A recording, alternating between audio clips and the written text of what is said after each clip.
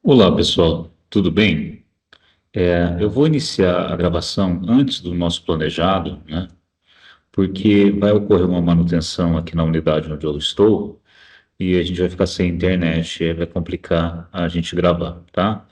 De qualquer forma, essa reunião vai ser gravada e depois eu passo para vocês. Sobre a aula anterior da Agenda 1, eu enviei para vocês o link do YouTube no fórum, ok? E eu percebi, né, depois que eu enviei para vocês, agora executando no meu computador, que o som não ficou bom. Eu não sei, por alguma razão, meu microfone deu um problema. Aí eu tive que desinstalar o microfone, instalar novamente, e aí eu fiz um teste antes de gravar para vocês agora. E ele voltou a funcionar normalmente. Depois eu vou ver o final da gravação, vou ver se ficou ok, tá bom? Então eu peço desculpa para vocês aí que realmente o meu microfone, não sei o que aconteceu. De qualquer maneira, se ficou alguma dúvida na agenda 1, vocês me mandam mensagem no fórum que eu vou, aí eu gravo novamente, tá? Mas eu acredito que a agenda 1 não teve tanto problema, né? Como eu havia falado na gravação, acho que não sei se vocês conseguiram escutar, né? Não teve tanto problema. Mas, de qualquer forma, as dúvidas que vocês tiverem, a gente faz uma nova reunião, né? Gravando para vocês conseguirem depois assistir aí, tá? E tirar suas dúvidas. Na agenda 2 a gente está falando sobre o SQLite ainda, né? Utilizando o MAUI para fazer o desenvolvimento mobile, né? O MAUI vai ser usado a partir de agora, como eu falei no primeiro vídeo, né? Tem vídeos, aulas também disponibilizadas em cada módulo, né? Pelo professor Tiago, que foi o que gravou as videoaulas, né? E é importante que vocês assistam, tá? Então, eu acredito que a própria videoaula dele já mata muita dúvida de vocês que possa estar surgindo aí com relação às atividades. Então, a Agenda 2, na verdade, e isso surgiu muita dúvida, como que ia fazer o exercício do vídeo. Mas, basicamente, era só para explicar o que vocês conseguiram desenvolver. As pessoas que tiveram dúvida, eu respondi pelo Correio Tech e também respondi pelo fórum, que era simplesmente para vocês gravarem um vídeo explicando o que foi feito até o momento mesmo, tá? Então, na aula 2 ele mostra como a gente vai criar a classe SQLite Database Helper, tá? A gente já tinha criado as pastas na agenda 1, né? Ele mostrou para vocês, né, que seria necessário a Helper, a Model e a View. E agora a gente trabalha com essa classe específica chamada SQLite Database Helper.cs, né? Que é o arquivinho que a gente vai utilizar para criar a classe. E nessa classe, o que que nós temos, né? Nós temos a importação do Using SQLite, que já foi explicado também na Agenda 1. Nós temos a classe propriamente dita, né? Que é o SQLite Data Helper. A gente também tem arquivo, né? De SQLite Async Connection, que seria uma conexão assíncrona feita pelo banco de dados, tá?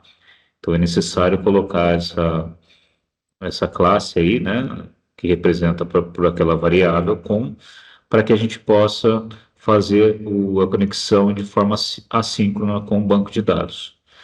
E você passa o método com o mesmo nome da classe, que significa construtor, né? Isso é a teoria da orientação a objeto. A gente tem um construtor quando a gente tem o mesmo nome da classe. E passando o parâmetro path, que seria o endereço do banco de dados, né, que a gente está fazendo a conexão, ok? Posteriormente, né, a gente faz uma conexão aí, está indicando a tabela produto para se conectar, e aí a gente começa a desenvolver métodos de inserção, né, onde a gente pega o objeto produto, né, a gente passa como parâmetro o objeto produto para o método insert, e ele devolve para a gente um task int, né? E retorna a tentativa de inserção, se deu certo, se não deu certo. Essa que é a ideia desse return aí. Então a gente passa o objeto produto para o método de inserção, já que ele está modelado, mapeado numa classe, model, Ele representa o banco de dados, que a gente já havia falado. Então, quando você passa esse objeto para esse método insert async, ele é capaz de pegar os atributos, as informações que tem ali e fazer a inserção. Outro método que mostra também na agenda 2 é a alteração. Então, o que, que você está tentando fazer? Você está tentando passar um objeto onde houve alguma alteração de atributo, ok? A alteração, ele é capaz de setar aqui. A gente está vendo no SQL que ele vai fazer uma alteração na tabela produto, setando a descrição com a informação que vem, né, através desse objeto, né, na descrição do atributo desse objeto, a quantidade, o preço e um ID. Então, sempre que você vai alterar alguma coisa, você tem que identificar a tupla, né? Que seria a linha da tabela. Então, o ID identifica qual seria o registro na base de dados que vai ser alterado. Ok? E aí, o que, que ele faz? Ele seta as informações que vêm do objeto. Beleza? Qual é o primeiro parâmetro que a gente vai passar? Primeiro, o SQL, que é o que a gente montou aqui. Depois a gente passa a descrição, que veio do objeto P, representado pelo P, a quantidade, o preço e o ID. Então, o método que, para produto, ele vai conseguir alterar qualquer item, né, que você atribuir ao valor do atributo do objeto, dependendo do ID dele, do identificador dele, que também foi setado em algum ponto do sistema. Então, a gente está preparando um método de inserção lá de cima, né? E um método de alteração quando for necessário para o produto. Então, basta chamar esse método que eu já consigo fazer a alteração. O delete é a mesma coisa, né? Só que assim, ao invés de eu passar um objeto inteiro, eu só passo um ID dele. Porque se eu quero deletar alguém do banco, eu não preciso informar nenhum dado, como o nome, idade, nada disso. Eu só preciso saber qual é o ID que eu quero deletar. Então, ele vai lá na tupla, na linha inteira da tabela, e ele deleta essa informação. Ok? Ok, beleza. Outro método que nós temos é o getAll, que seria pegar todos os registros de produto, nesse caso, que a gente está mapeando o produto. O que, que ele vai fazer? Ele vai percorrer a tabela, consultando linha por linha e te retornando uma lista. Então, esse list de produto é um retorno dessa consulta. Então, se eu tiver 30, 40, 50 linhas da tabela, essa lista vai estar preenchido com essa quantidade de registros aí, de informações que veio da tabela. Então, se eu quero usar uma lista para exibir alguma coisa na tela, eu posso pegar, percorrendo essa lista, pegando objeto por objeto dessa lista, pegando também os atributos de cada objeto e exibindo na tela, através de uma tabela, qualquer outro tipo de recurso visual que nós ponemos, né? Então, nota que a gente está preocupado aqui com back-end e não com front-end. Temos também um método chamado search, que é uma busca. Essa busca, no caso, é uma busca por nome, ou no caso aqui não por nome, não, por descrição, né? Aqui, ó, where descrição. E onde a descrição, ela não importa o que vem antes, não importa o que vem depois. O importante é que contenha aquele texto que você quer. Então, qualquer descrição que tenha tomate no meio da descrição, independente se é alguma coisa que vem antes ou depois dessa frase, tomate, ele vai buscar, ok? Então, por exemplo, se tiver uma descrição, esse é o tomate verde. Então, o fato de ter a palavra tomate faz com que esse retorno gere uma lista de produtos que tem uma descrição tomate. Tudo bem? É um exemplo aí que eu dei para vocês entenderem como é que funciona. E claramente ele também retorna uma lista de produto para você. Assim como o GetAll ele retorna, o Search também. Só que a diferença é que aqui eu tenho uma lista completa, de acordo com todos os registros da tabela, e o de baixo eu tenho uma lista específica de busca, que eu filtrei, na verdade, né? Ok? Tudo bem? Aí ele explica um pouquinho sobre a questão desse read on, né, que a gente tem lá em cima. Eu até deixei para explicar agora também, porque a apostila traz agora. Então, ele vai explicar método por método, basicamente é o que eu expliquei para vocês. Mas o modificador read-on, ele significa que o campo só pode ser atribuído no momento da declaração, ou dentro do construtor da classe, não pode ser atribuído em outro momento. Isso vai te garantir que a conexão do banco, ela não vai ser substituída de forma acidental. Essa é a ideia, né? Então, você tem a classe SQLite Async Connection, que vai ser utilizada para gerenciar as operações do banco, de maneira assíncrona. Então, por exemplo, assim temos um atributo com, que é dado o nome desse, que representa a classe, no caso, né? Que vai ser utilizado para gerenciamento dessas operações do banco.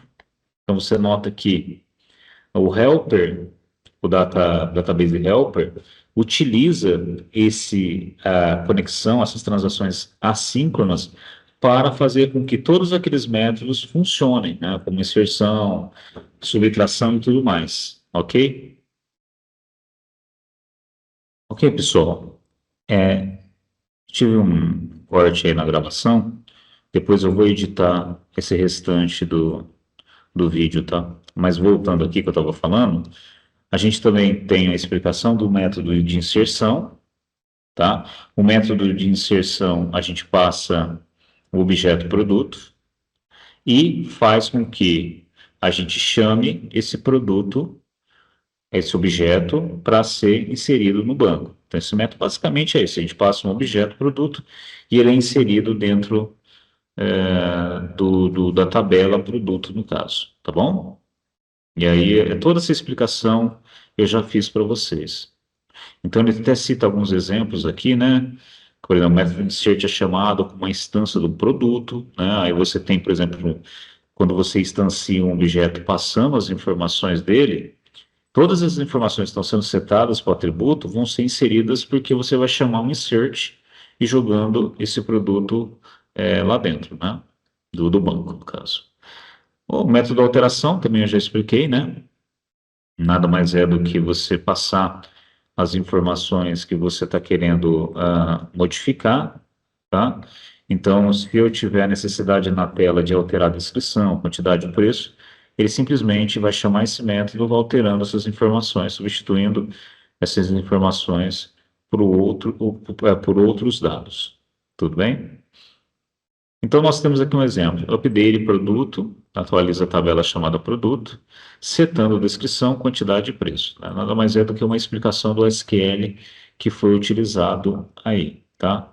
Então, é simplesmente a troca, né, dessas interrogações por valor que vem do objeto, né? Então, pela programação, a gente consegue setar os valores que vêm de cada atributo, né, que a gente digitou numa tela, por exemplo, para jogar aqui dentro da alteração que vai ser modificada. Então, quando eu chamo o método alterar, na verdade, todas essas informações alteradas já estão naquele objeto passado. Então, ele simplesmente pega esse objeto que já foi, né, manipulado e usa o comando SQL para validar isso. O delete, mais simples, né? Você só passa um ID, então você vai ter uma tela, algum lugar que você clica e você consegue resgatar o ID, né? E aí com esse ID você consegue fazer deleção, tudo bem?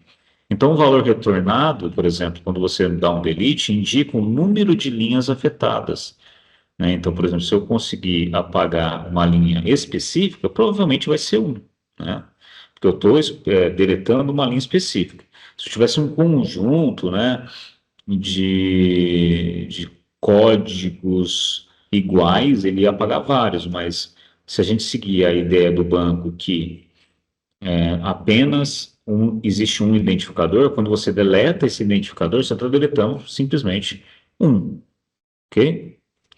Agora, esse retorno, né, ele te gera um se a exclusão foi bem sucedida ou zero. Então, o retorno, na verdade, não é a questão da quantidade de linhas, né? Até porque ficaria totalmente sem sentido, porque se já tem uma linha, seria uma linha deletada.